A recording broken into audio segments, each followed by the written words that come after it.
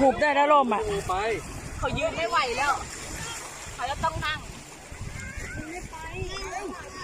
ไม่ให้จับเลยดูไม่ให้จับว่ะหน้าทิ่มปล่อยบ้างนะ หายยังยังไปลึกแล้วเก่งเห็นป่ะแม่เห็นหน้าหนูป่ะเห็นหน้าหนูป่ะยืนขึ้น